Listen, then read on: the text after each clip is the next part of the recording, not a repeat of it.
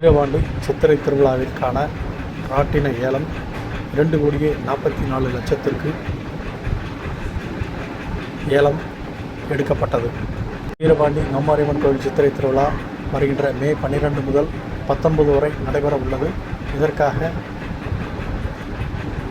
பொழுதுபோக்கு அம்சங்களில் ஒன்றான ராட்டினம் ஏலம் பலமுறை ஒத்திவைக்கப்பட்டு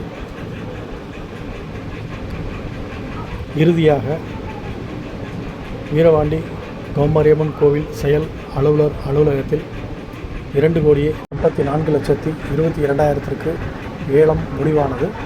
கோவில் மேலாளர் பாலசுப்ரமணியம், கணக்காளர் பழனியப்பன், இந்து சமய அறநிலைத்துறை